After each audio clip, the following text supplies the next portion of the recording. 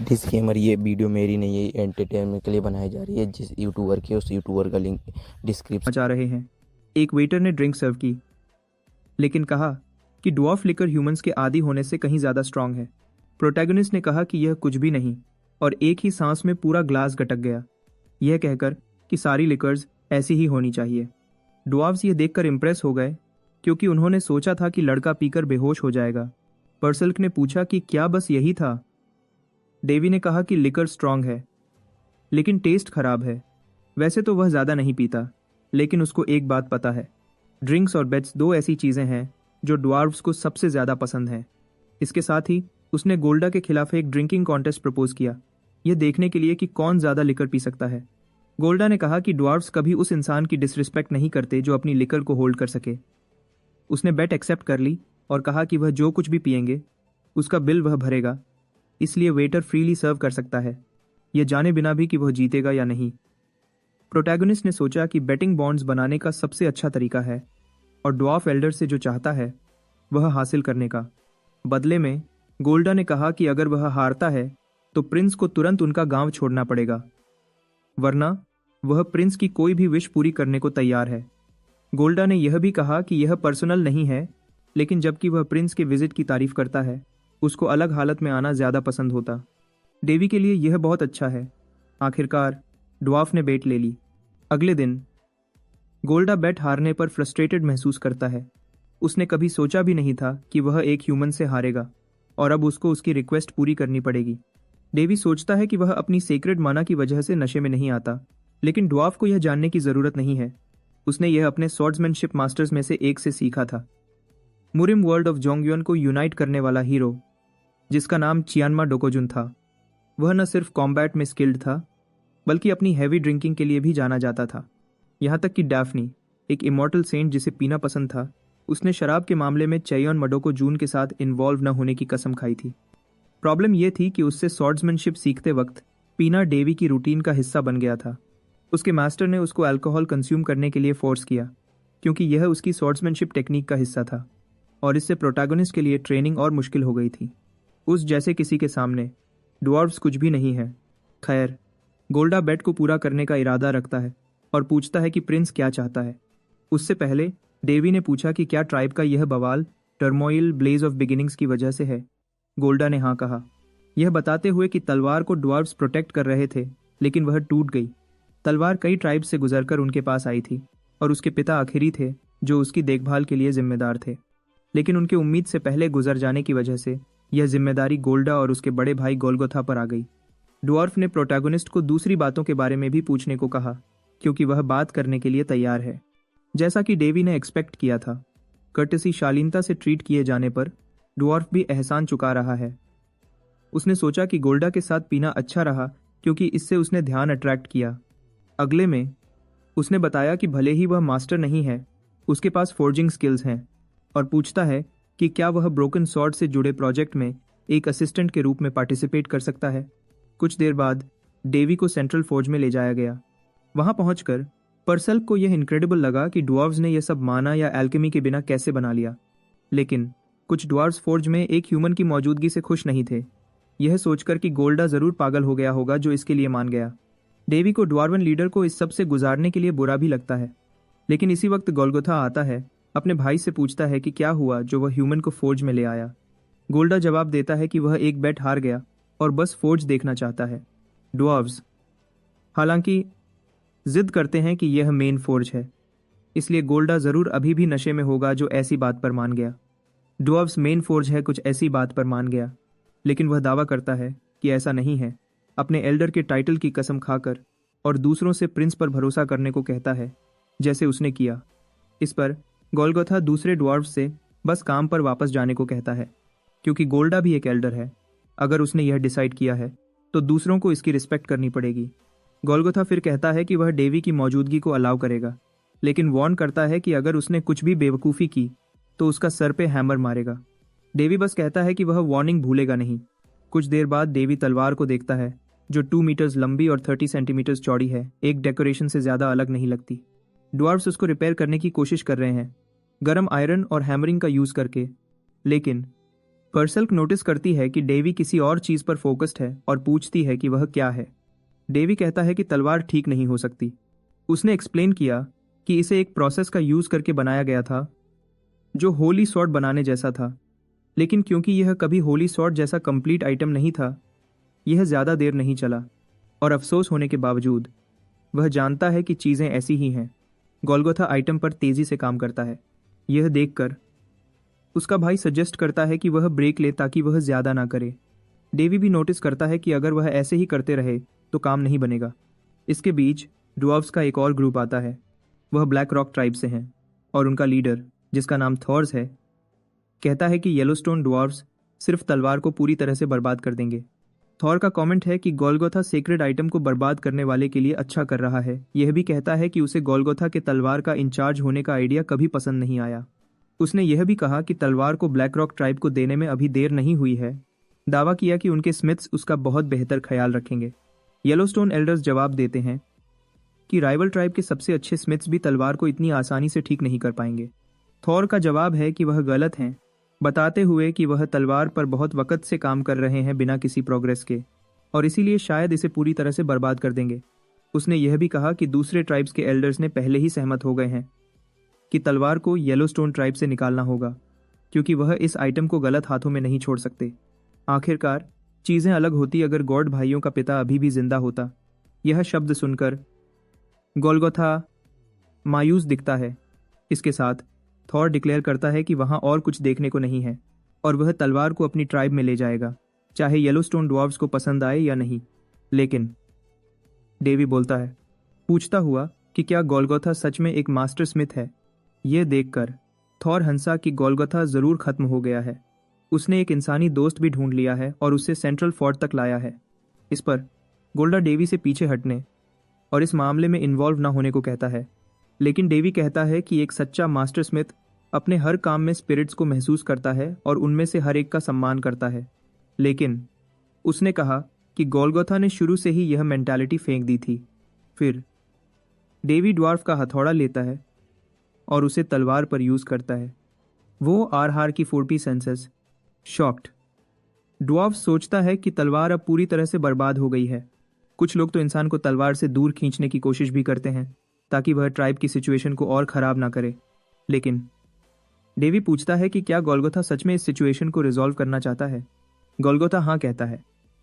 Davy फिर कहता है कि बड़ा ईगो होने से प्रॉब्लम सॉल्व नहीं होगी, खासकर जब इस तलवार ने उनके छोटे गांव को 3000 सालों तक प्रोटेक्ट किया है।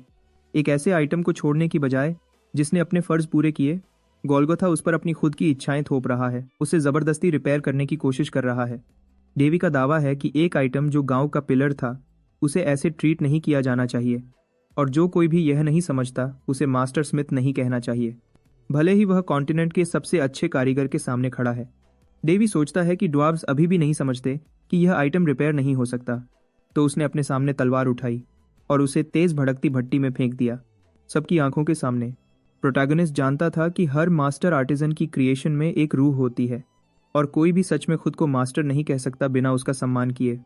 सर्चर कहता था कि अगर उसे कभी कोई इतना बहादुर मिलता है जो उस रूह का अपमान करे तो उसे कुचल देना चाहिए, लेकिन ऐसा करने की बजाय डेवी ने तलवार को फोर्ज में फेंक दिया, जबकि वह तलवार को आग से कंज्यूम्ड होते हुए देख रहे थे।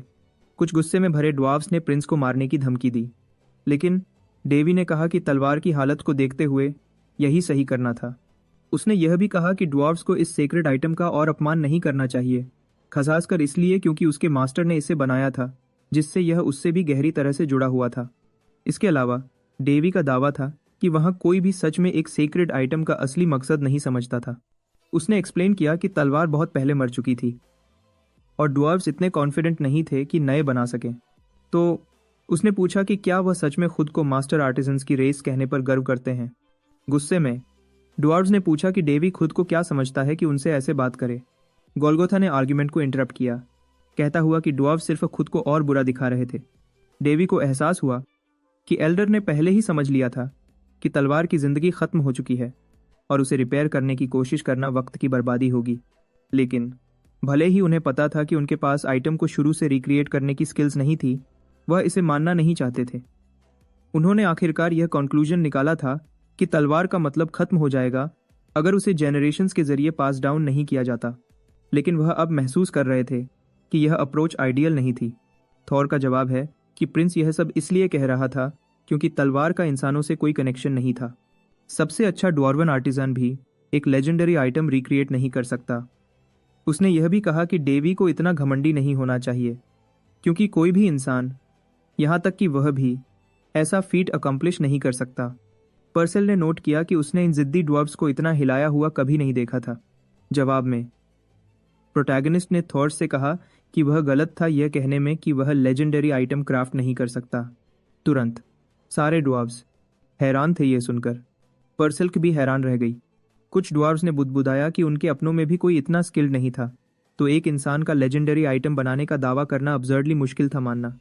और तो और उनका मानना है कि सिर्फ सेड्डुर ही ऐसा आइटम क्राफ्ट कर सकता था।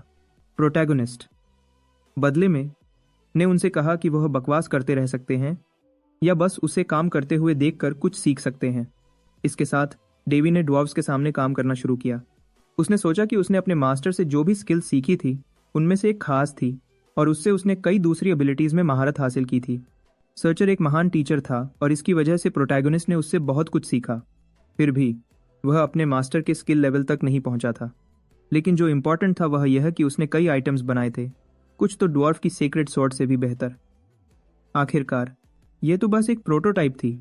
प्रोटैगनिस्ट को काम करते हुए देखकर थॉर्स ने नोटिस किया कि प्रिंस कैडमियम स्टील और मिथ्रिल अलॉयज को मिक्स कर रहा था और तुरंत उससे रुकने को कहा।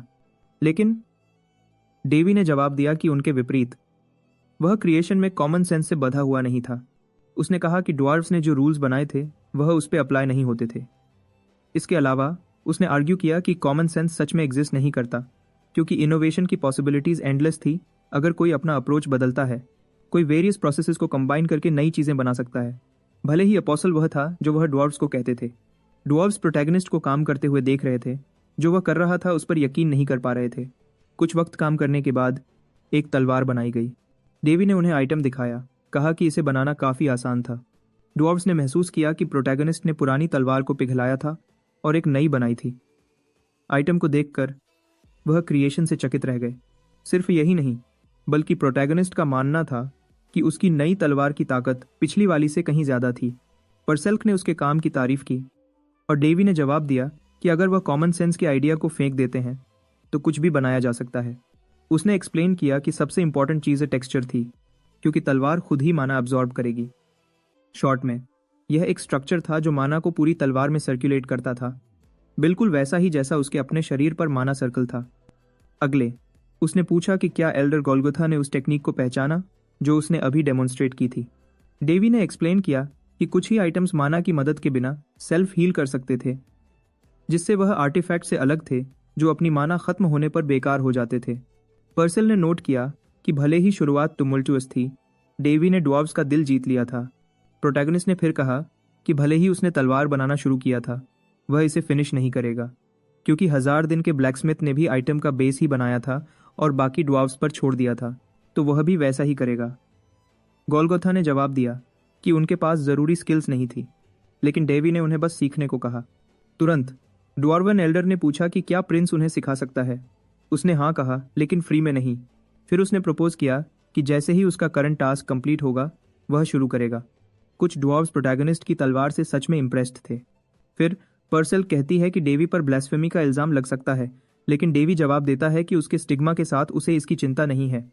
उसने पूछा कि गोल्गोथा को इस बारे में क्या लगता है, और एल्डर को पूरी तरह समझ नहीं आता कि क्या सोचना चाहिए। डेवी कहता है कि उसने यह तलवारें नहीं बनाई थी, लेकिन वही होगा जो उन्हें फाइनल टचेस देगा। ड्वार्व्स मेंशन करते हैं कि जिस ब्लैकस्मिथ ने यह तलवारें बनाई थी वह बहुत पहले मर गया। डेवी यह बहुत अच्छी तरह जानता है। यह तलवारें इतने वक्त तक स्टोर होने के दौरान पुरानी हो गई हैं और इसकी वजह से उनकी ताकत पहले बनाए जाने के बाद से 10 गुना से भी ज़्यादा बढ़ गई है। जब इस टाइप की माना प्रोसेसिंग टेक्निक यूज़ की जाती है तो तलवार को जानबूझकर स्टोर करना पड़ता है ताकि वह वक्त के साथ स्ट्रॉन्गर हो। इसलिए नई सीक्रेट स्वॉर्ड को कम से कम कुछ महीनों तक अनटच छोड़ना पड़ेगा, क्योंकि वक्त अलग हो सकता है। इससे प्रोटैगनिस्ट चिंतित होता है, क्योंकि उसे नहीं पता कि वह ऐसे आइटम्स को अपनी फाइनल टचेस कैसे देगा, खासकर इसलिए क्योंकि उसके पास ज़रूरी मटेरियल्स भी नहीं हैं। लेकिन क्योंकि वह ड्वार्व्स के सेंट्रल फोर्ज में है, उसने उनसे जो उसे चाहिए वह मांगने पर विचार किया। क्योंकि वही उसके विजिट का मेन वजह था। गोल्गोथा कहता है कि वह मदद करने को तैयार है और प्रिंस को फोर्ज और उसके मटेरियल्स को जितना चाहे उतना यूज़ करने की इजाज़त देता है।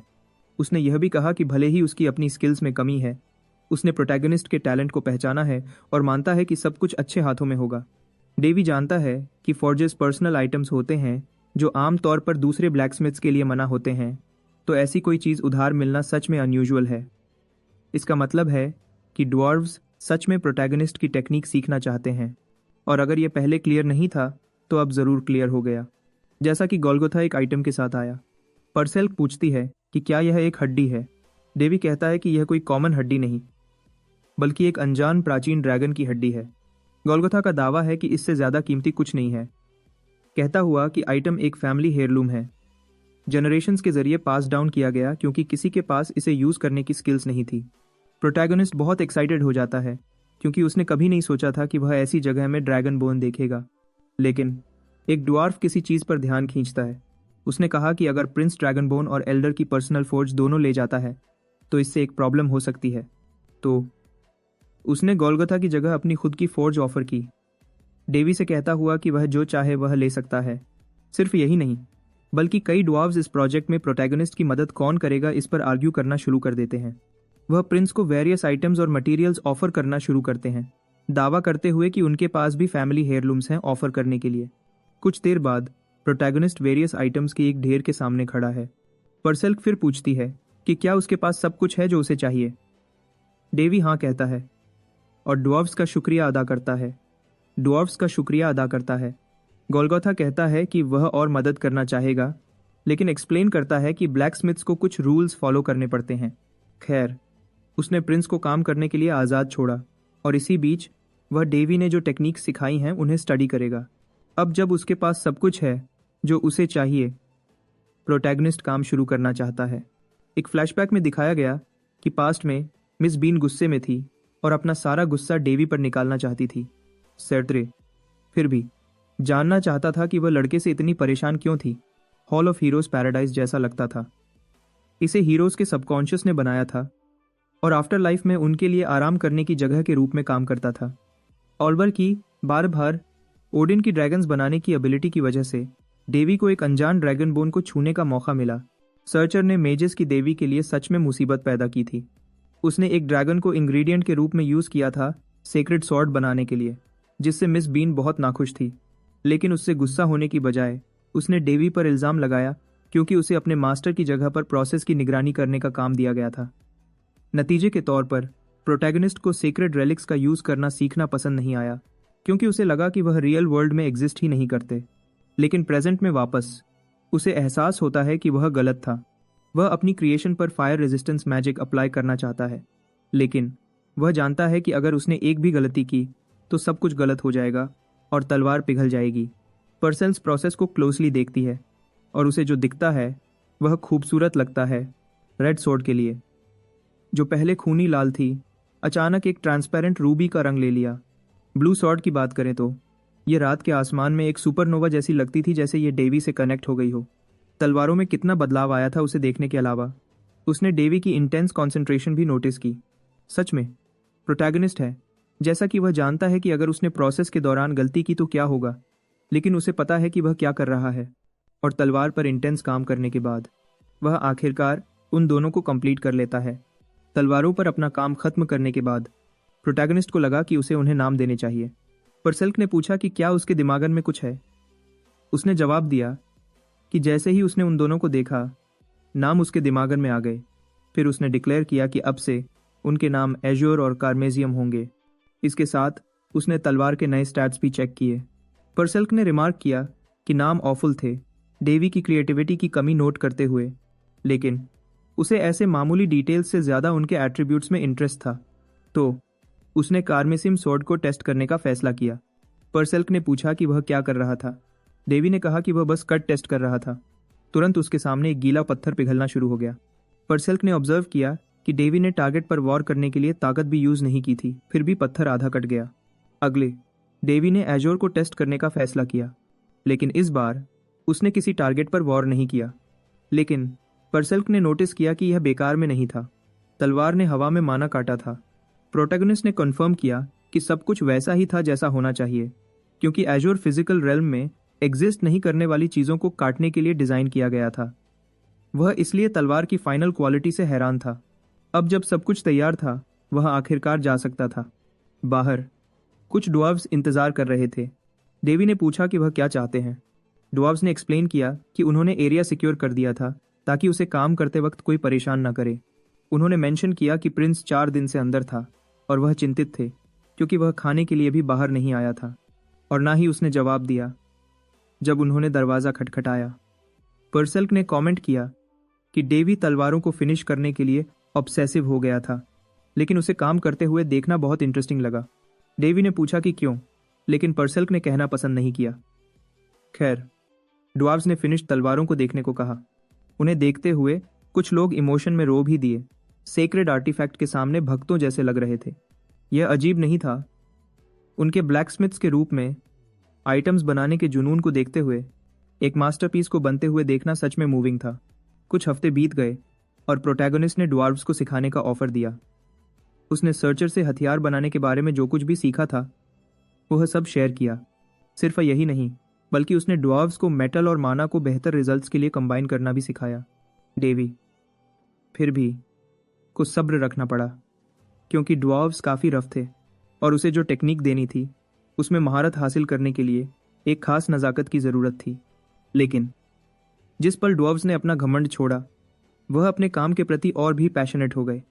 कुछ ऐसे लग रहे थे जैसे उन्होंने पहली बार हथौड़ा पकड़ा हो, इतने उत्साह से भरे हुए थे। फॉर्जेस से ब्रेक लेने के लिए प्रोटैगनिस्ट थोड़ी ताज़ी हवा लेने गया। गोल्गोथा उसके साथ गया और प्रिंस को ड्रिंक के लिए इनवाइट किया। उसने एक्सप्लेन किया कि यह ड्रिंक ड्वार्व्स जो लिकर पीते थे उससे इंसानों के लिए ज़्यादा सूटेबल थी। इसके बावजूद गोल्गोथा कुछ और बात करना चाहता था। प्रोटैगनिस्ट को पहले ही पता था कि किस बारे में बात हो रही है और उसने वेटस्टोन को जो हुआ उसके लिए माफ़ी मांगी, लेकिन एल्डर को इस पर डिस्कस करने में इंटरेस्ट नहीं था। गोल्गोथा जानता था कि प्रिंस वहां सिर्फ तलवारों को कंप्लीट करने ही नहीं आया था, बल्कि ड्वार्फ की ताकत को अपने टेरिटरी बनाने में सिक्योर करने के लिए भी। और उसने कहा कि ड्वार्व्स कभी एहसान नहीं भूलते। भले ही प्रिंस जितना स्किल्ड नहीं था, गोल्गोथा ने कहा कि वह उसे जो कुछ भी चाहेगा उसमें मदद करेगा। उसे लगा कि वह प्रिंस के एहसानमंद थे और इसके साथ येलो रॉक ट्राइब का हर कोई उसकी मदद करेगा। इसलिए गोल्गोथा ने आयरन गॉड की शपथ ली कि वह डेवी के साथ खड़ा रहेगा जो कुछ भी उसे चाहिए। इस तरह प्रोटैगनिस्ट को लगा कि उसकी मिशन वहां कंप्लीट हो गई है। जल्दी ही बाद ड्वार्व्स में से एक एल्डर को ढूंढते हुए आया। उसने कहा कि गांव में एक इंट्रूडर छुपा हुआ है और उन्हें प्रॉब्लम से निपटना होगा।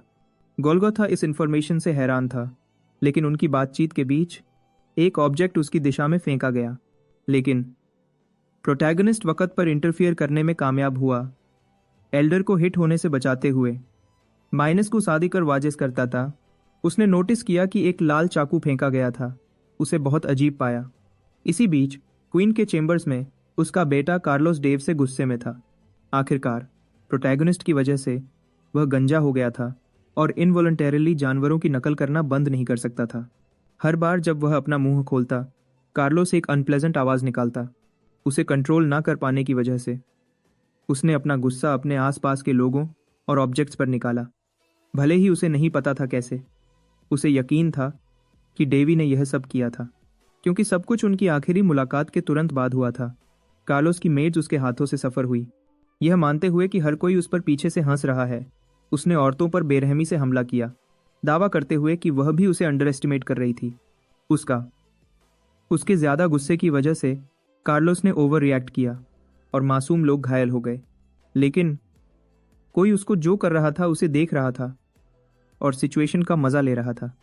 काप्को मीडिया को बाद था जो उसको जो कर रहा था उसे देख रहा था। कार्लोस ने पूछा कि कौन उसे ऑब्जर्व कर रहा था। मिस्टीरियस आदमी ने कहा कि उसने अभी तक खुद को इंट्रोड्यूस नहीं किया था। जैसे ही वह करीब आया, उसने मेड को डराया, लेकिन खुद को पास के रूप में इंट्रोड्यूस किया। प्रिंस से उसका नाम याद रखने को कहा। वह जानता था कि कार्लोस हाल ही में काफ़ी डिसअपॉइंटेड था, लेकिन उसके पास कुछ ऐसा था जो इंटरेस्ट का हो सकता है। इसके साथ पेस ने खुद को एक वैम्पायर के रूप में रिवील किया। सिर्फ यही नहीं, बल्कि उसने दिखाया कि उसने शर्ली को कैद कर लिया था और उसे अब तक कैद में रखा था। हैरान, कार्लोस ने पूछा कि वह क्या चाहता है। पेस ने एक्सप्लेन किया कि अपैरेंटली किसी ने कार्लो पर ट्रिक किया था, लेकिन वह इसे अभी ठीक कर देगा। तुरंत प्रिंस ने अजीब आवाज़ें निकालना बंद कर दिया और पेस ने उसे इसे एक एहसान मानने को कहा। कार्लोस ने कहा कि उसे अभी भी नहीं पता कि वह किससे डील कर रहा है, लेकिन पेस ने उसे यकीन दिलाया कि उसे इसकी चिंता नहीं करनी चाहिए। उसने प्रिंस से सिर्फ यह कहा कि उसे उसके साथ एक कॉन्ट्रैक्ट बनाना होगा, क्योंकि इस तरह वह उस इंसान से निपट सकता है जिसे वह इतनी नफरत करता है। जितना टेम्पटिंग ऑफर था, कार्लोस ने कहा कि उसके हाफ ब्रदर के पास स्टिग्मा था, और तो और कोई उसे प्रोटेक्ट कर रहा था। इसके बावजूद पेस ने डिक्लेयर किया कि डेवी अभी भी सिर्फ एक इंसान था। कार्लोस ने पूछा कि क्या पेस इंसान नहीं था। पेस ने जवाब दिया कि कार्लोस को देर सवेर पता चल जाएगा। उसने यह भी मेंशन किया कि उसने पहले ही अपने एक वसल को डेवी के पीछे भेजा था, और ज़्यादातर उसने प्रिंस को पहले ही ख़त्म कर दिया होगा। प्रोटैगनिस्ट के पास वापस उसने दुश्मन के हमलों को डॉज किया और महसूस किया कि फेंके गए नाइव्स ऑर्डिनरी नहीं थे। पर्सल भी वही कंक्लूजन पर पहुंची। डेवी ने नोट किया कि यह एक ब्लड नाइफ था, और उसे पता था कि ऐसी एबिलिटी वाली सिर्फ एक रेस है। दूर से उसने एक क्रीचर को देखा और सोचा कि इस मॉन्स्टर के पास वेरियस अलग अलग ब्लड बेस्ड एबिलिटीज यूज करने की पावर थी। यह पावर वैम्पायर से आती थी जो ब्लड एनर्जी अब्जॉर्ब करते थे और उसे अपने फायदे के लिए यूज करते थे। ड्वार्फ्स मॉन्स्टर को देखकर डर गए थे।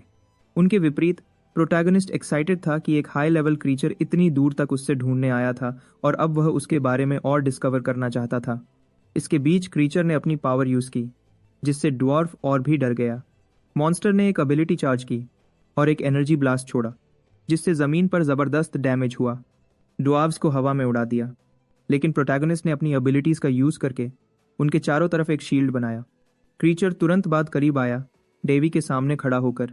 वह फिर भी इस बिहेवियर को समझ नहीं पाया। फिर भी वह बहुत क्यूरियस था और महसूस किया कि उसे दुश्मन के बारे में और डिस्कवर करने के लिए लड़ना होगा। हमला होने के बाद ड्वार्फ्स साइडलाइंड हो गए। इसी बीच प्रोटैगनिस्ट दुश्मन का सामना करता है। सिर्फ यही नहीं, बल्कि मॉन्स्टर उसे वापस घूरता है तुरंत। डेवी कमेंट करता है कि उसका ओपोनेंट काफ़ी एनिमेटेड लगता है, और सार्केस्टिक तरीके से वह पूछता है कि क्या उसे लगता है कि वह एक रियल प्रेडेटर है या कुछ।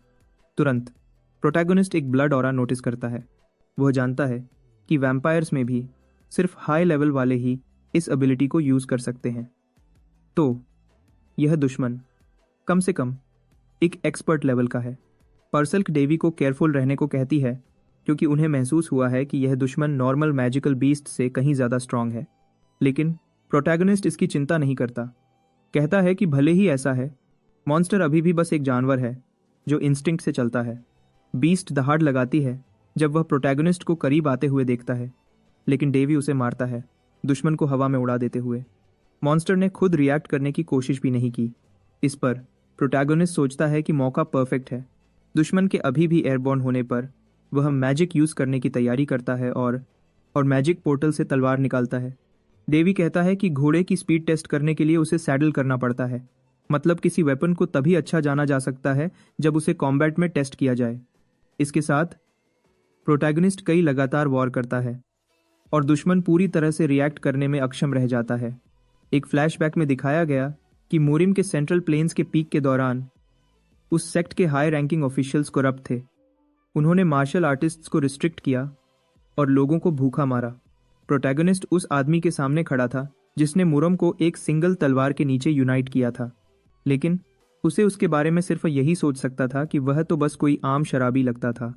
इसके बावजूद उस आदमी ने 88 तलवार फॉर्म्स छोड़े। इस स्वॉर्ड्समैन ने स्वॉर्ड गॉड हैरिस के साथ हाथ मिलाया और उन्हें अपने कॉम्बैट स्टाइल के मुताबिक इवॉल्व किया। अब प्रेजेंट में प्रोटैगनिस्ट कहता है कि एक आदमी को हमेशा टूल्स की ज़रूरत होती है। वह दुश्मन को जो डैमेज हुआ उस पर रिएक्ट करते हुए देखता है और कंक्लूजन निकलता है कि तलवार सच में इनक्रेडिबल है। पर्सल्क फिर भी चेतावनी देती है कि मॉन्स्टर अभी मरा नहीं है। डेवी को एहसास होता है कि मॉन्स्टर की एबिलिटीज लिच जैसी हैं। क्रीचर अपनी इमॉर्टैलिटी कोर को आसपास छुपा रहा है। जब तक कोर नहीं टूटा, वह इन्फिनिटली रीजेनरेट कर सकता है। मॉन्स्टर तब भी बर्बाद हो जाएगा अगर उसका मेन बॉडी इतने टुकड़ों में बिखर गया कि वह अब रिवाइव नहीं कर सकता, या अगर उसे बड़ी मात्रा में सीक्रेट पावर के सामने एक्सपोज किया गया। लेकिन यह करना आसान नहीं है। डेवी पूछता है कि क्या पर्सेल को कुछ पता है कि एक magical beast high tier vampire के लेवल की इमॉर्टैलिटी कैसे हासिल कर सकता है। वह कहते हैं कि यह फैक्ट कि मॉन्स्टर ब्लड एनर्जी यूज़ कर पाया नेचुरल नहीं है। इसके साथ डेवी को एहसास होता है कि उसे आसानी से जवाब नहीं मिलेंगे।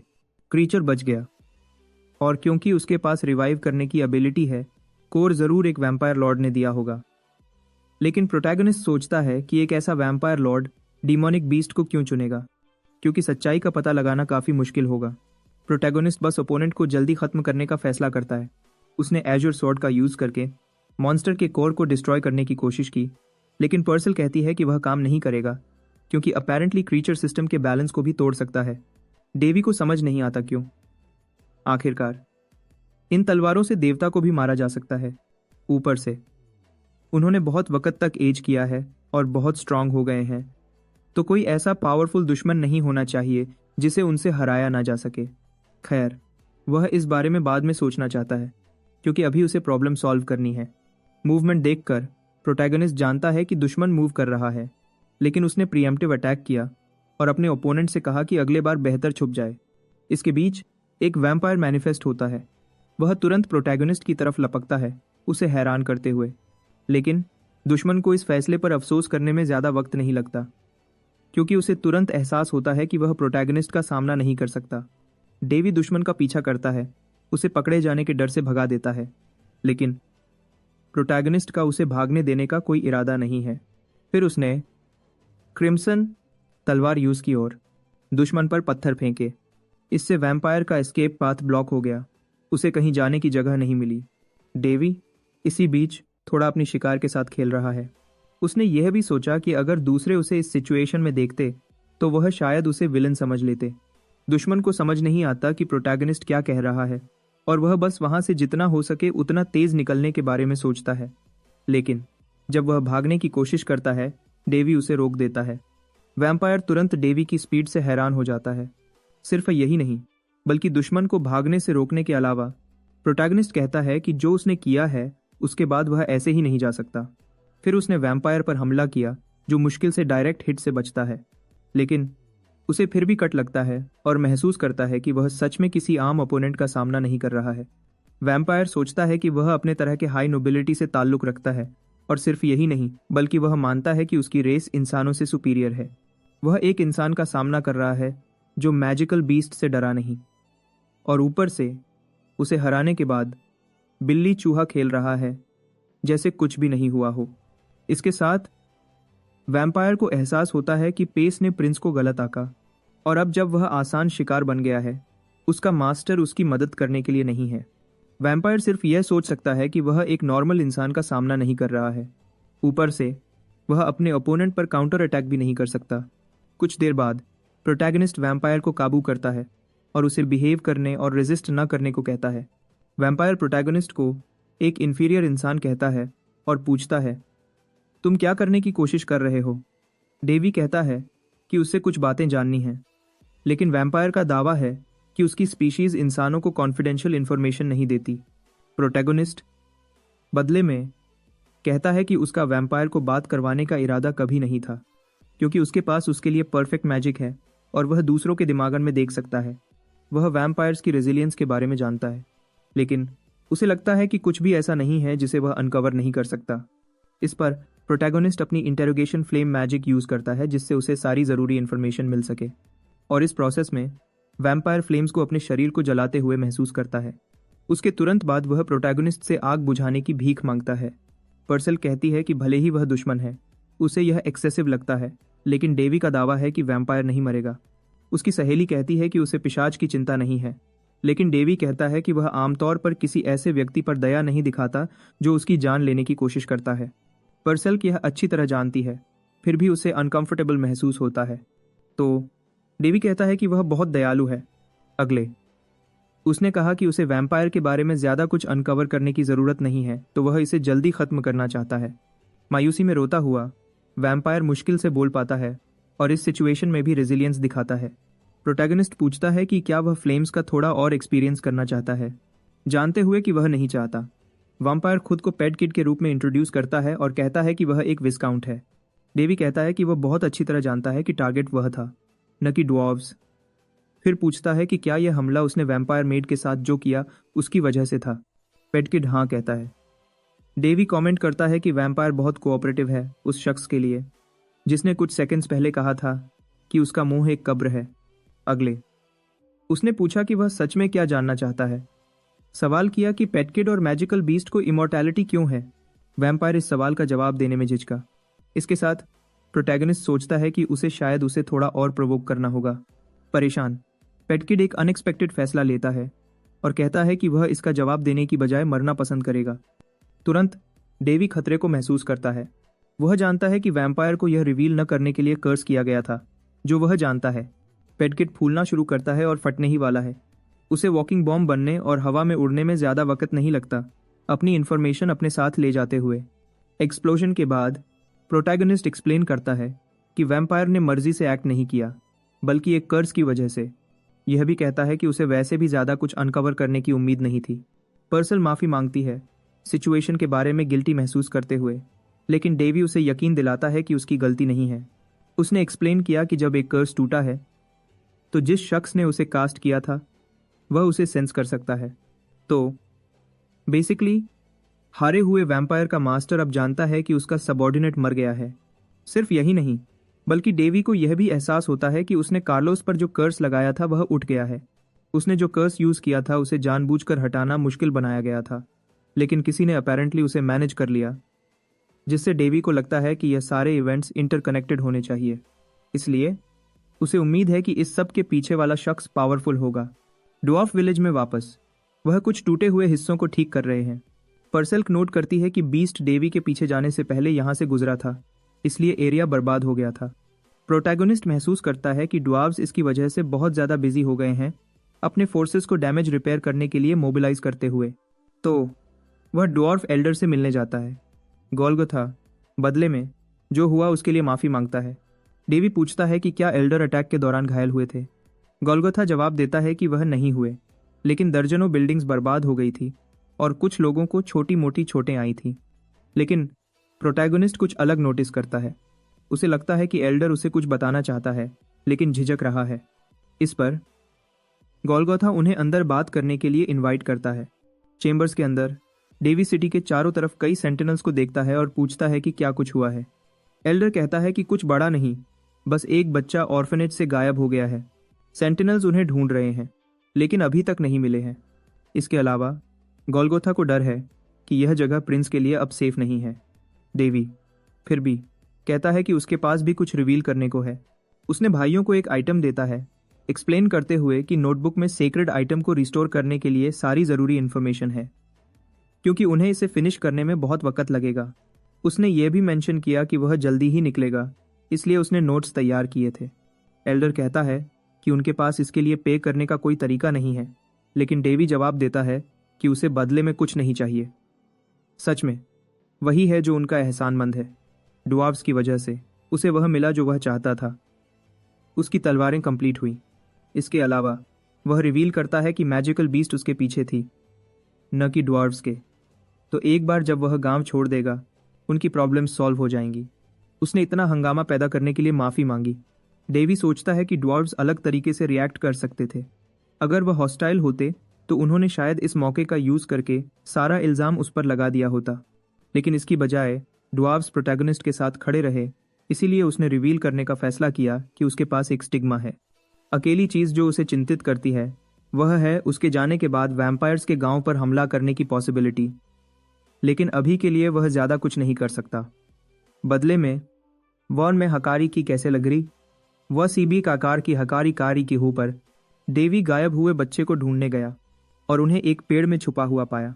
प्रोटैगनिस्ट को लगा कि उसने यह अपने होस्ट्स का एहसान चुकाया है और अब वह बिना किसी और चिंता के गांव से निकल सकता है।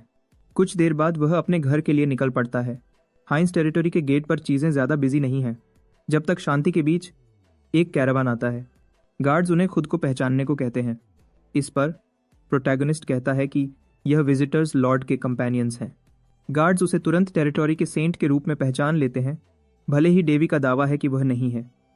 खैर, वह घर वापस आकर खुश है। हाइंस वापस आने के बाद वह काफ़ी बिजी हो गया, क्योंकि उसकी गैर मौजूदगी में बहुत कुछ हुआ था।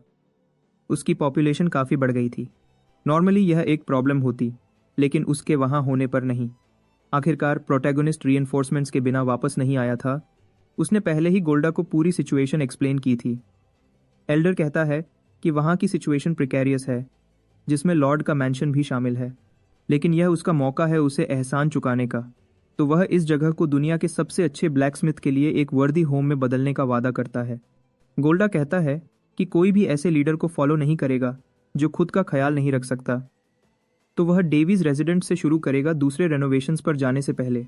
डेवी कहता है कि उसके दिमाग में कुछ चीज़ें हैं जिन्हें वह रिक्वेस्ट करना चाहेगा, और उसे लगता है कि दूसरे ड्वार्व्स को भी वह पसंद आएंगी। लॉर्ड को ड्वार्व्स के साथ देखकर, जो अपनी ज़मीनों को कभी नहीं छोड़ने के लिए जाने जाते हैं, मॉनमाइटर सोचता है कि टेरिटरी के लीडर ने उन्हें कन्विंस करने के लिए क्या किया। इतने सारे सवालों के बावजूद प्रोटैगनिस्ट सोचता है कि टेरिटरी का रिकंस्ट्रक्शन बहुत अच्छी तरह से चल रहा है। कुछ देर बाद वह अपने नए चेम्बर्स में आराम करने जाता है। वह कमेंट करता है कि इतना सब मैनेज करने से अच्छा वह एक मैजिकल बीस्ट से लड़ना पसंद करेगा।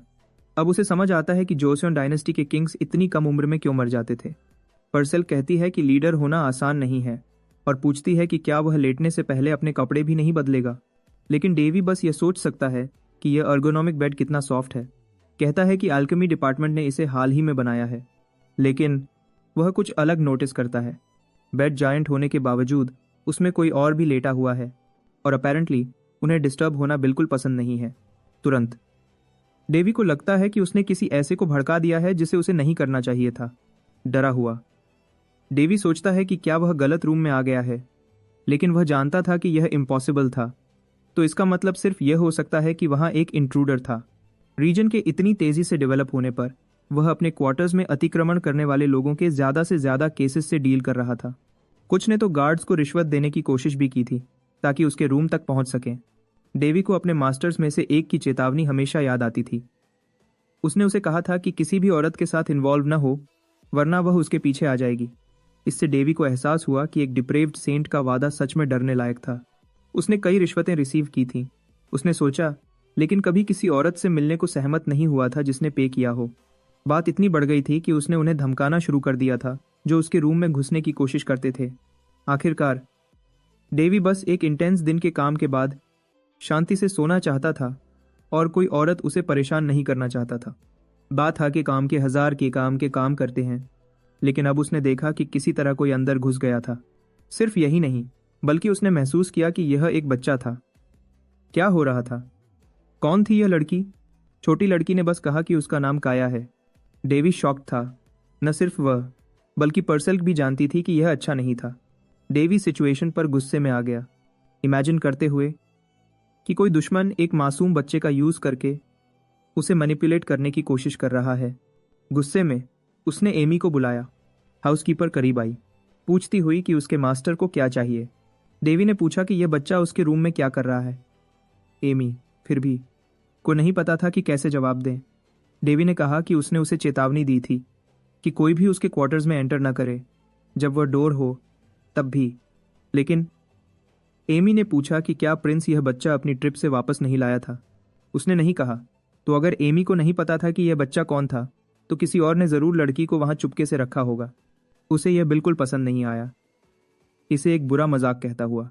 एमी ने माफ़ी मांगी, कहा कि उसे उसके क्वार्टर्स की बेहतर निगरानी करनी चाहिए थी, और तुरंत लड़की को ले गई। ओके तय से सेले में साल है 12 की इसके बाद है। उसने वादा किया कि वह तुरंत उसके लिए जिम्मेदार शख्स को ढूंढेगी। लेकिन काया ने डेवी की तरफ देखा और उसे डैडी बुलाया। दोनों हैरान रह गए। शौक इतना बड़ा था कि एमी ने लड़की को छोड़ दिया, और केया तुरंत डेवी की तरफ दौड़ी, उसे कस के गले लगा लिया। डैडी कहलाए जाने के बावजूद डेवी को नहीं पता था कि क्या हो रहा था, लेकिन उसकी प्रॉब्लम्स अभी शुरू ही हो रही थी, क्योंकि तब वह दोबारा चौंक गया, और जैसा कि एक और लड़की उसके रूम में आई। यह वाली फिर भी ज़्यादा डरी हुई लग रही थी। कुछ देर बाद काया क्वार्टर्स में इधर उधर दौड़ रही थी, और एमी उसे ध्यान से रखने की कोशिश कर रही थी। लड़की का स्टेटस चेक करने पर डेवी को एहसास हुआ कि यह असल में क्रिम्सन सॉर्ड का इंसानी रूप था, और दूसरी लड़की एजोर सॉर्ड थी। उसे बस समझ नहीं आ रहा था कि दोनों ने इंसानी बचपने वाले रूप क्यों ले लिए थे। पर्सल्क ने रिमार्क किया कि डेवी की मोरालिटी की सेंस ज़रूर घायल होगी। उनके लिए उसने जो बुरे नाम चुने थे उन्हें देखते हुए डेवी फिर भी ने जवाब दिया कि अब उसके लिए बहुत देर हो चुकी थी। डेवी ने डेफिनेटली यह एक्सपेक्ट नहीं किया था, लेकिन उसने डिस्कवर किया कि तलवारें सेल्फ अवेयर हो गई थीं। और उसे पिता कह रही थी क्योंकि उसने उन्हें बनाया था। उसने जोर दिया कि यह उसकी मर्जी के खिलाफ हुआ था। इसी बीच एमी ने काया को एक बिस्किट ऑफर किया। यह देखकर डेवी सोचता है कि क्या तलवारों को खाने की भी जरूरत होती है, जैसे एक काफी नहीं थी। दूसरी लड़की डेवी के पास आई। उसने अपने लिए कोई निकनेम नहीं बनाया था, तो डेवी उसे एजोर ही बुलाता रहा। लड़की बदले में उसे डैडी बुलाती है। डेवी को लगा कि उसका दिल इतनी क्यूटनेस को हैंडल नहीं कर पाएगा। कुछ देर बाद उसने उन दोनों को इकट्ठा किया। उसने पूछा कि क्या वह अपने ओरिजिनल फॉर्म में वापस आ सकते हैं, जैसे योरिन क्रिम्सन ने कमांड समझा। उन्होंने अपनी पावर को एक साथ मैनिफेस्ट किया और तलवारों में वापस बदल गए। पर सेल्क ने नोट किया कि उन्होंने अपने ओरिजिनल फॉर्म में वापस जाने में झिझक भी नहीं की। डेवी ने कमेंट किया कि उनका ट्रांसफॉर्मेशन इंस्टिंक्टिव लगता था। और तो और तलवारों के अंदर पावर की डेंसिटी बढ़ गई थी, तो उनकी कॉन्शियसनेस के इमर्जेंस ने असल में उन्हें स्ट्रॉन्गर बनाया था। उसके बाद उसने उनसे कहा कि वह दोनों अपने ह्यूमन फॉर्म्स में वापस आ सकते हैं। इसके साथ उसने सोचा कि क्या उसे इसे पब्लिकली रिवील करना चाहिए, पर सेल्क ने उसे याद दिलाया कि वह दोनों उसकी बेटियां थीं। डेवी ने कहा कि वह टेक्निकली अडॉप्टेड डॉटर्स थी और वह नहीं चाहता था कि यह भविष्य की शादी या ऐसी किसी चीज में इंटरफियर करे, जबकि वह क्या करना है इस पर सोच रहा था। एमी प्रिंस से बात करने आई। उसने अनाउंस किया कि उसे अभी एक विजिटर मिला है। डेवी ने पूछा कि क्या कोई गेस्ट बिना अपनी प्रेजेंस अनाउंस किए आया है। हाउसकीपर ने हाँ कहा, लेकिन रिवील किया कि वह उसकी बहन थी, प्रिंसेस विनली। विनली बच्चों को देखते ही मोहित हो जाती है और अपने भाई से पूछती है कि यह लड़कियां कौन हैं। डेवी उससे कहता है कि वह उसकी अडॉप्टेड डॉटर्स हैं। विनली इस इन्फॉर्मेशन से सच में हैरान है।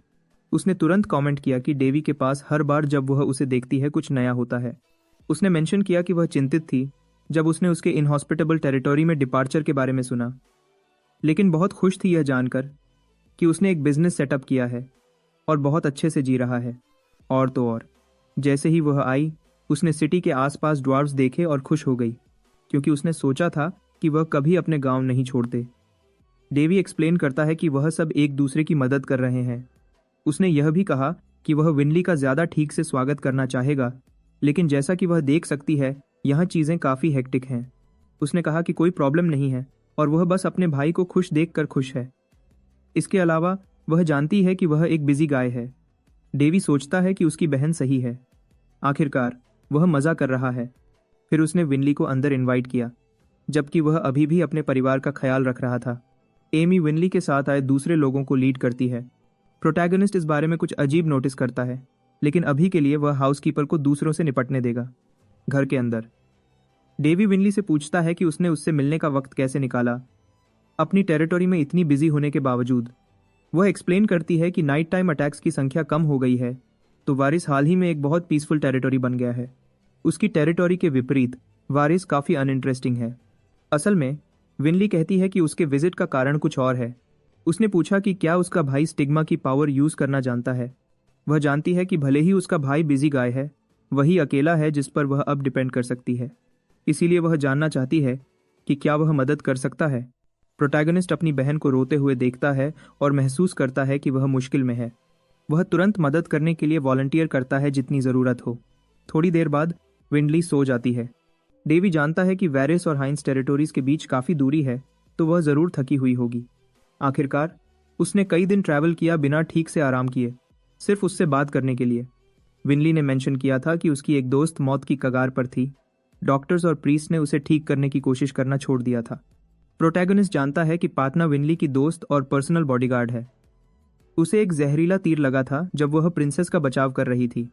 उसकी बहन एक ट्रैप में फंस गई थी और बैंडिट्स उसका पीछा कर रहे थे, तो अगर पाटना उसके साथ नहीं होती, विनली को शायद तीर लग गया होता।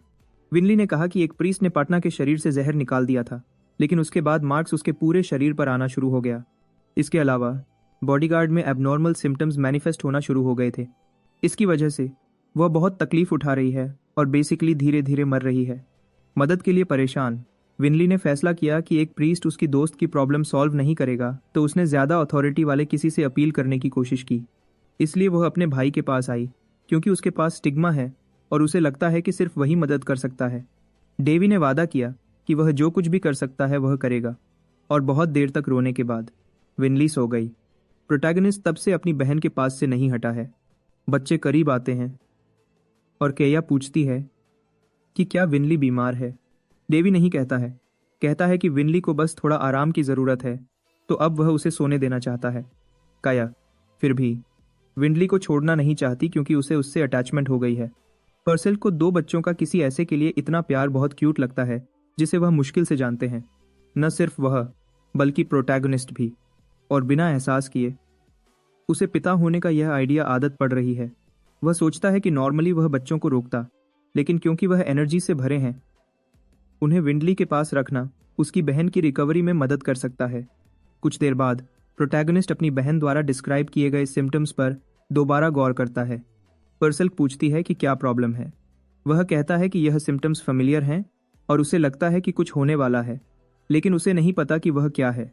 इसके बाद उसने बटलर से कहा कि उसके टेरिटरी में सबसे अच्छे और सबसे भरोसेमंद गिल्ड्स ढूंढे। डेवी कहता है कि चीज़ें कॉम्प्लिकेटेड होने वाली हैं और वह तैयार रहना चाहता है। पर्सेलक कहते हैं कि यह कोई बड़ी समस्या नहीं लगती। आखिरकार उन्हें डेवी को किसी भी खतरे को अवसर में बदलते देखने की आदत है। डेवी यह अच्छी तरह जानता है, लेकिन उसकी चिंता है ज़्यादा मरीजों का होना, क्योंकि सिम्टम्स के मुताबिक उसके दिमाग में सिर्फ एक बीमारी आती है। बाजार के मुताबिक अज्जार के मुताबिक आर की मरीजों का बाजार के मुताबिक अज्जार के मुताबिक अज्जार की मरीजों के मुताबिक और अज्जार की मरीजों के मुताबिक अज्जार की मरीजों के मुताबिक। पर्सेल्क पूछती है कि क्या सच में ऐसी कोई बीमारी है जिसमें कोई खून खांसता है और पूरे शरीर पर नीले निशान पड़ जाते हैं।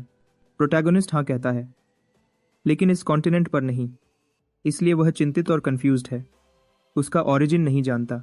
अगले दिन विनली बच्चों के साथ खेल रही थी। इसे दूर से देखते हुए डेवी ने सोचा कि हर एक्शन एक रिएक्शन पैदा करता है। मरीज को जहरीला तीर लगने के तुरंत बाद हीलिंग मैजिक मिली थी, लेकिन फिर उसने डॉक्टर्स के लिए अनजान एक बीमारी के एबनॉर्मल सिम्टम्स दिखाना शुरू कर दिया। पर्सेल्क ने मेंशन किया कि डेवी ठीक नहीं लग रहा था। डेवी ने जवाब दिया कि वह हाल ही में बहुत सोच रहा था।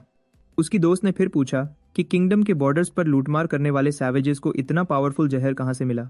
डेवी को शक था, लेकिन उसने कहा कि कंक्लूजन्स निकालने में अभी बहुत जल्दी है, तो उसे और इन्वेस्टिगेशन करनी होगी। पर्सेल्क ने पूछा कि क्या इसलिए उसने इंटेलिजेंस गिल्ड को बुलाया था। डेवी ने कंफर्म किया, एक्सप्लेन करते हुए कि उसका मानना था कि हर बीमारी का इलाज उसके कारण में है। वही पहली चीज़ थी जो उसने अपनी मेडिकल स्टडीज़ में सीखी थी।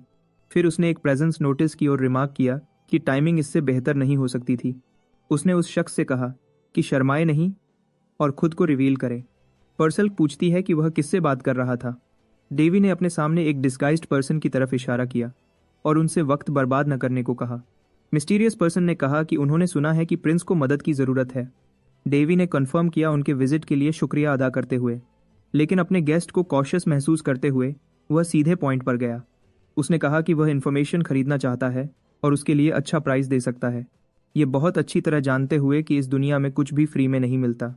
मिस्टीरियस पर्सन ने जवाब दिया कि सही पेमेंट के साथ वह पड़ोसी किंगडम से भी इन्फॉर्मेशन दे सकते हैं, चाहे इन्फॉर्मेशन इंटीमेट हो या नहीं। डेवी ने पूछा कि क्या गेस्ट के पास फैरन एम्पायर की प्रिंसेस के बारे में कोई इन्फॉर्मेशन है। पर्सेल्क बीच में बोली, कहती हुई कि उसे मर्चेंट का गेम खेलने की ज़रूरत नहीं है। इसके बावजूद गेस्ट्स ने कहा कि वह अपनी जान दे देंगे जो कुछ भी ज़रूरत हो उसे कलेक्ट करने के लिए, तो जवाब हाँ था।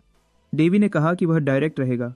फिर उसने पेमेंट टेबल पर रखी और कहा कि एक नाइट जिसका नाम पटना है, उसकी छोटी बहन विनली को प्रोटेक्ट करती है। वह उसके बारे में सब कुछ जानना चाहता था और वह हाल ही में कहाँ रही थी। आर ही को कहा करता है, वह हाल ही में कहाँ रही थी। इसी बीच उसने मर्चेंट के स्टेटस में देखा कि उनका नाम इना हेलाशाना था, एक डार्क एल्फ। बदले में एल्फ ने पूछा कि क्या उन्हें बस उस औरत के पास्ट की इन्वेस्टिगेशन करनी है। डेवी ने पूछा कि क्या उसने बहुत मुश्किल टास्क रिक्वेस्ट किया है। इना ने कहा कि वह पैसा एक्सेप्ट नहीं करेंगे। डेवी ने पूछा क्यों नहीं। इना ने जवाब दिया कि उन्हें सर्विस कंप्लीट होने के बाद पे किया जाएगा। डेवी ने फिर पूछा कि क्या होगा अगर उसने पे न करने का फैसला किया। एल्फ डेवी को काफ़ी सार्कास्टिक जानते हुए यह भी जानती थी कि वह आम तौर पर अग्रीमेंट्स नहीं तोड़ता, इसलिए उसे पता था कि वह पे करेगा। डेवी को एहसास हुआ कि भले ही वह डिस्क्रीट थी, इना कनेक्शन बनाना चाहती थी और उसे यह अच्छा लगा। फिर उसने पूछा कि क्या उसके गिल्ड ने ऐसा अरेंजमेंट प्रपोज किया था।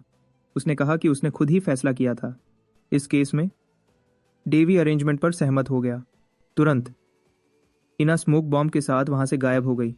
डेवी फिर भी रिमार्क करता है कि वह बस एक नॉर्मल इंसान की तरह भी जा सकते थे। उसने फिर एहसास किया कि इना हेलाशाना ने यह फैक्ट छुपाने की कोशिश की थी कि वह एक औरत थी। सिर्फ यही नहीं, बल्कि उसका निकनेम एको था। कुमंडी का मार्केट इज एरिया पूरे कॉन्टिनेंट में अपने टास्क्स को हमेशा कंप्लीट करने के लिए फेमस। परसेल्क ने पूछा कि उसे हेलिशाना नाम के बारे में क्या पता है, क्योंकि यह आयना का सरनेम था और इसने उसका ध्यान खींचा था। डेवी ने कहा कि यह शायद कुछ सिग्निफिकेंट नहीं था और उसे इसके बारे में भूल जाने को कहा। 2 दिन बाद जब डेवी जाने की तैयारी कर रहा था, उसकी बहन ने साथ आने पर जोर दिया। उसने एक्सप्लेन किया कि विनली की दोस्त सीरियस कंडीशन में थी, तो उसे अपनी बहन को वहां रहने की जरूरत थी जब तक मामला सॉल्व न हो। उसने विनली को जिद्दी न होने को भी कहा। आखिरकार सफर लंबा था और ज्यादा लोगों को लाने से सिर्फ देर होती। इसके अलावा वक्त बर्बाद करने के लिए नहीं था, तो उसे वहां रुकने और आराम करने की जरूरत थी, क्योंकि ऐसे घोड़े वाले सफर बहुत थका देते थे। डेवी ने सोचा कि उसकी इंट्यूशन ने उसे बताया था कि अगर विनली साथ आती तो कुछ बुरा होता। परसेल्क फिर भी ने कमेंट किया कि इसका इंट्यूशन से कोई लेना देना नहीं था। इस सब के बावजूद उसकी बहन ने उसके साथ जाने पर जोर दिया।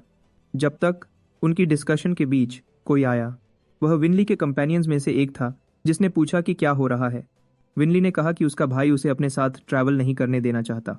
परसेल्क ने कहा कि यही वह प्रॉब्लम थी जिसका डेवी ने जिक्र किया था। यूलिसिस खुद को रैंक 5 मेज के रूप में इंट्रोड्यूस करता है। उसने मेंशन किया कि वह रेड टावर से एसोसिएटेड है, भले ही यह एफिलिएशन उसके स्टेटस के लिए थोड़ा अनयूजुअल लगता है। डेवी ने बदले में खुद को इंट्रोड्यूस किया, कहता हुआ कि उसने यूलिसिस के बारे में सुना है। यूलिसिस के फ्रेंडली डिमीनर के बावजूद डेवी को मेज से ऐसे मिलना अच्छा नहीं लगा और उसे लगा कि उनकी कॉन्वर्सेशन को कंटिन्यू करने का कोई वजह नहीं है। आखिरकार, चाहे यूलिसिस पूरे कॉन्टिनेंट में कितना भी फेमस क्यों ना हो, वह अभी भी सेंट्रल मैजिक टावर से था और डेवी को उससे एसोसिएट करने में कोई इंटरेस्ट नहीं था। यूलिसिस अपनी तरफ से कमेंट करता है कि यह रीजन हम्बल से बहुत दूर है। सच में यह ईस्टर्न कॉन्टिनेंट की सबसे ब्रिलियंट टेरिटोरी है। उसने यह भी कहा कि प्रिंसेस विनली ने जगह की बहुत तारीफ की, जिससे उसे विजिट करने में इंटरेस्ट आया। विनली ने जल्दी से यूलिसिस से कहा कि उसे अपने भाई के सामने ऐसी बातें नहीं कहनी चाहिए। परसेल्क भी नोटिस करती है कि डेवी की जेलसी यह सुनकर और बढ़ गई और उसे यूलिसिस के प्रति हॉस्टाइल न होने की सलाह देती है। लेकिन डेवी के इरादे उस सलाह के बिल्कुल उल्टे हैं। जितना डेवी को पता था, यूलिसिस रेड टावर के प्रोडिजी के रूप में जाना जाता था और यह डिनाई नहीं किया जा सकता था कि वह अपनी जवानी के बावजूद बहुत स्किल्ड था। ऊपर से उसका बैकग्राउंड दौलत, कॉम्पिटेंस और अच्छे लुक्स का था। बेसिकली कोई अपेरेंट फ्लॉज के बिना आइडियल गाय। असली प्रॉब्लम विनली से उसकी नज़दीकी थी, तो डेवी तुरंत पूछता है कि वह कैसे मिले थे।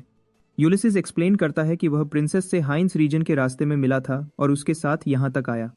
डेवी ने उसकी काइंडनेस के लिए शुक्रिया अदा किया, लेकिन अंदर ही अंदर उसे उस आदमी को मारने का मन कर रहा था।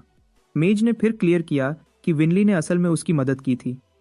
जब वह पहाड़ी डाकुओं से भाग रहा था, प्रिंसेस ने अपनी मैजिक का यूज करके उसका बचाव किया। इसकी वजह से उसे उस पर एहसानमंद महसूस होता है। फिर उसने कहा कि वह स्पेशल मैजिक में बहुत स्किल्ड है और एक छोटा माना पोर्टल बना सकता है जो आइटम्स को जहां चाहे वहां ट्रांसपोर्ट करता है। विनली इससे काफी हैरान है, अपने भाई के विपरीत।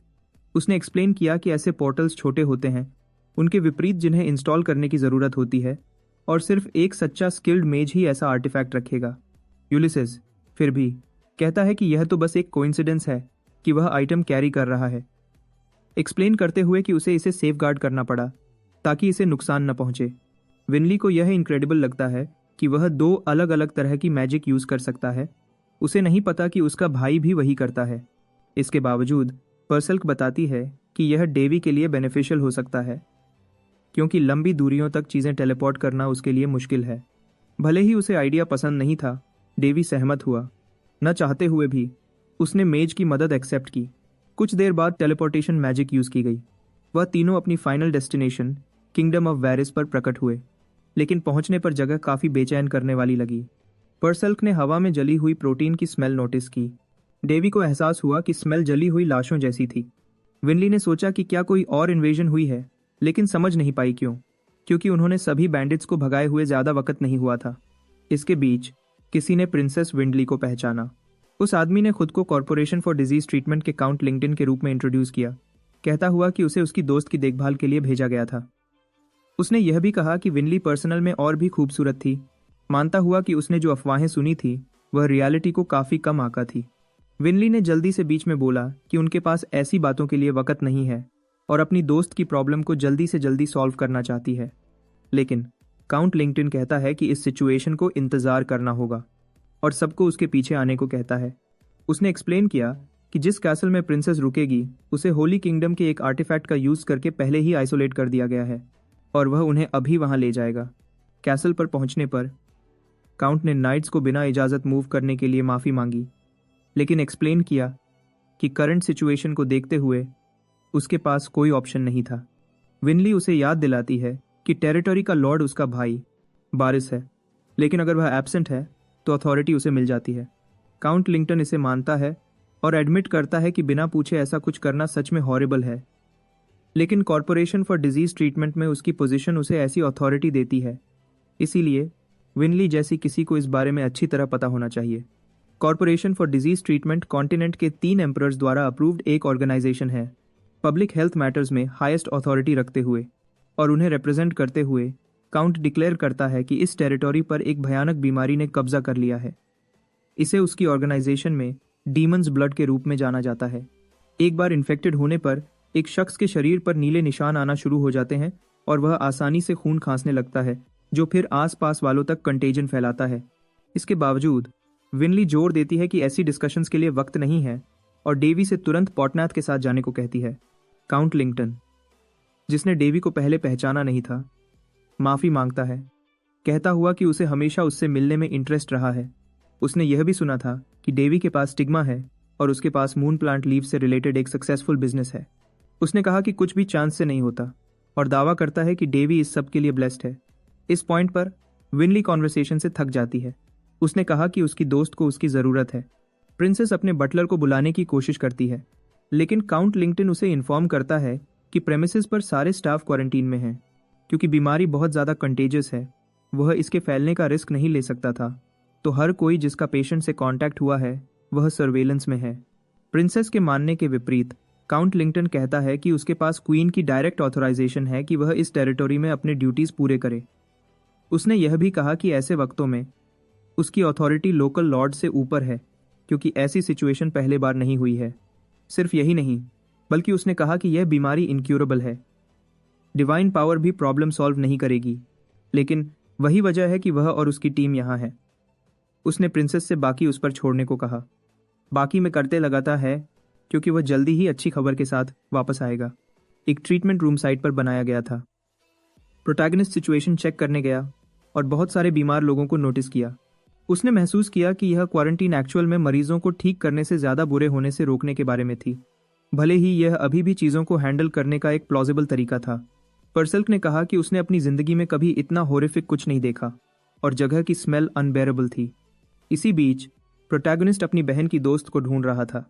पेशेंट नंबर 1 को ढूंढने में ज़्यादा वक्त नहीं लगा और वह बहुत बुरी हालत में थी।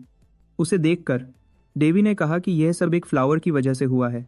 जितना उसे याद था, उसे टोस्टास फ्लावर कहते थे, एक रेयर प्लांट जो एक्सट्रीम एनवायरनमेंट्स में उगता है और एक जानलेवा जहर रखता है। डेवी ने पातना का टेम्परेचर चेक किया और कहा कि अगर यह ऐसे ही चलता रहा तो उसके ब्रेन सेल्स फ्राई हो जाएंगे। उसका शरीर बहुत अनस्टेबल कंडीशन में था। उसकी स्किन लाश जैसी ठंडी थी, लेकिन उसके ऑर्गन्स एक्सट्रीमली गर्म थे। उसने सोचा था कि शायद यही मामला होगा, लेकिन अब पेशेंट को देखकर उसने कंक्लूजन निकाला कि यह उसने जैसा सोचा था उससे ज़्यादा कॉम्प्लिकेटेड होगा। लेकिन सबसे इंट्रीगिंग बात यह थी कि यह बीमारी इस कॉन्टिनेंट तक कैसे पहुंची। डेवी का दावा था कि यह बीमारी जानलेवा थी, जो मेल्टिंग एक्सेलरेशन नाम के वायरस से होती थी। सिर्फ यही नहीं, बल्कि उसने कहा कि यह बीमारी दूसरी दुनिया में प्रचलित थी और इसे एक स्पेसिफिक गोल के साथ बनाया गया था, ताकि यह किसी और ज्ञात बीमारी जैसी न हो। हाईली कंटेजियस होने के अलावा यह एक सिंगल पर्सन के जरिए लाखों को मार सकती थी। पिछली बार इलाज डेवलप होने में 10 साल लगे थे और भले ही बहुत लोग बच गए, कई दूसरे तब तक मर चुके थे। इसके साथ डेवी ने कहा कि उसे बहुत देर होने से पहले एंटीबायोटिक्स बनाने की ज़रूरत है। उसने आसपास की टेबल से एक स्कैल्पल उठाया और एक रिमूवल परफॉर्म करने की तैयारी की, लेकिन ऐसा करने से पहले उसे रोक दिया गया।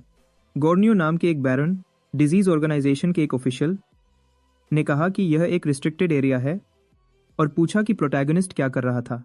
उसने खुद को प्रिंस डेवी के रूप में इंट्रोड्यूस किया और कहा कि उसकी मौजूदगी पहले ही रिपोर्ट हो जानी चाहिए थी। बैरन ने कहा कि उसे प्रिंस के आने की खबर थी, लेकिन दावा किया कि यह जगह रॉयल्टी के लिए भी ऑफ लिमिट्स थी, तो उसने डेवी से जाने को कहा। उसने यह भी कहा कि डेवी को पहले ही पता होगा कि टेरिटरी में एक पैंडेमिक फैल रही है और उन्होंने डिस्कवर किया था कि बीमारी हवा के जरिए फैलती है। फिर उसने प्रिंस से कॉन्टेजियस डिजीज इनहेल करने से पहले अपना चेहरा ढकने को कहा। उसने कहा कि उसे पता था कि प्रिंस के पास स्टिग्मा है, लेकिन कहा कि यह उसे प्रोटेक्ट नहीं करेगा क्योंकि एक हाई प्रीस्ट ने हाल ही में किंगडम विजिट किया था और वही भी इन्फेक्टेड हो गया।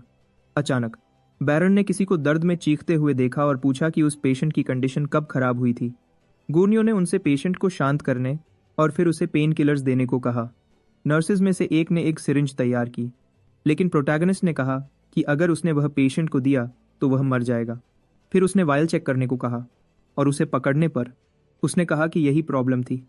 डेवी ने पेशेंट की शर्ट फाड़ दी। महसूस किया कि वायरस की वजह से आदमी का खून उसके फेफड़ों को क्लॉग कर रहा था, इसीलिए अगर इस प्रॉब्लम से निपटा नहीं गया तो उसे कार्डियक अरेस्ट हो जाएगा। इसके साथ प्रोटैगनिस्ट ने एक स्कैल्पल तैयार किया और पेशेंट पर एक प्रिसाइज इंसिजन किया, उसका दर्द कम करते हुए। सिर्फ यही नहीं, बल्कि उसने मेडिकल प्रोसीजर्स को जारी रखा, जिससे दूसरे नर्सेज भी इम्प्रेस्ड हो गए।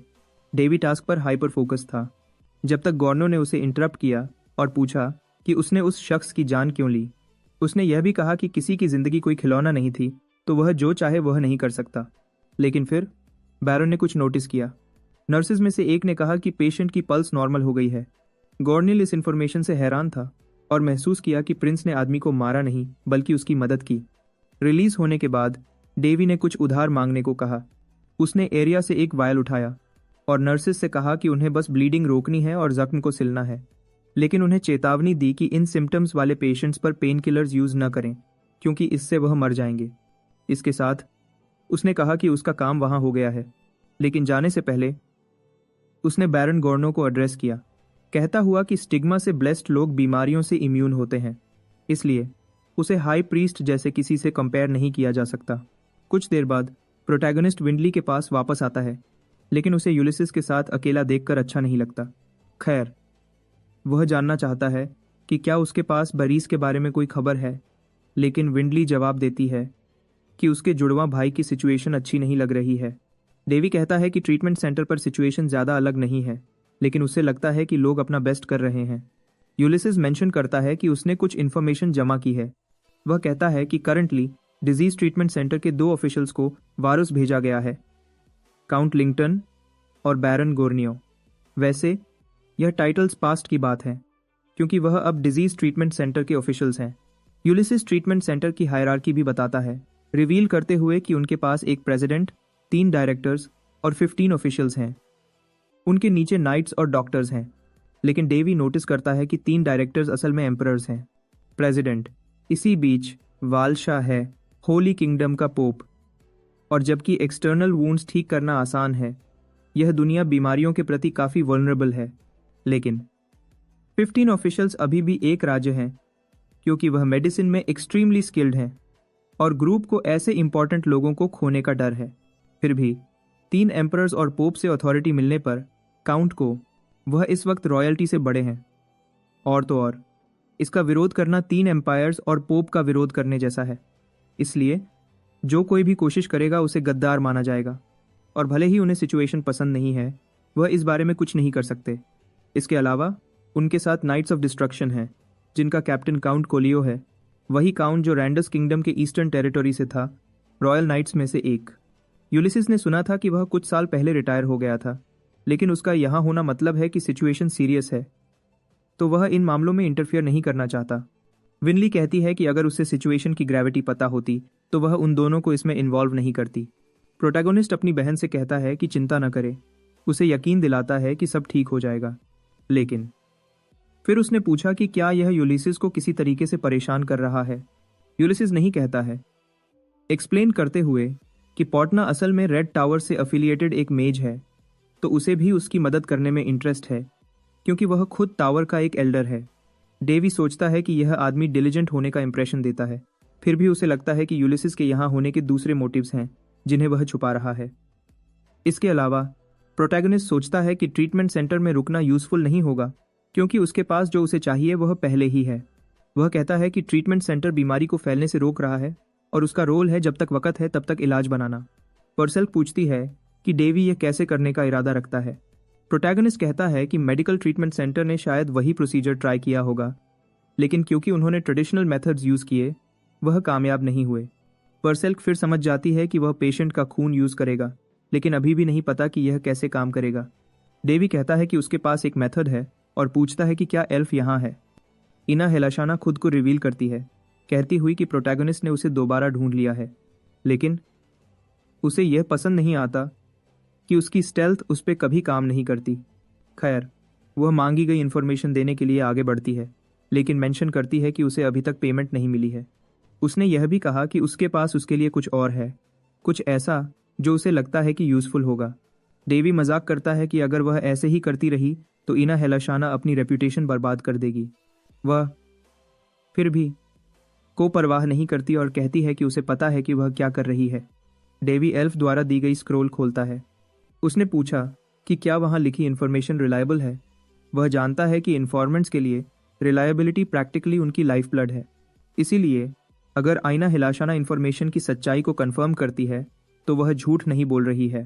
प्रोटैगनिस्ट कहता है कि उसके पास एक और रिक्वेस्ट है। उसने उसे एक लिस्ट देता है और उससे जितने लिस्टेड आइटम्स हो सके उतने लाने को कहता है, भरोसा करते हुए कि वह किसी भी मर्सिनरी से बेहतर काम करेगी। उसने उसे यह भी कहा कि बिल डिजीज ट्रीटमेंट सेंटर के नाम पर डाल दे। इना हिलाशाना ऐसा करने में झिझकती है, लेकिन प्रोटैगनिस्ट आर्ग्यू करता है कि यह लोगों की जान बचाने के लिए है और वह जानता है कि वह इतनी कोल्ड हार्टेड नहीं है कि उसे इसकी परवाह न हो, तो उसने उसे ह्यूमैनिटी की भलाई के लिए टास्क पूरा करने को कहा।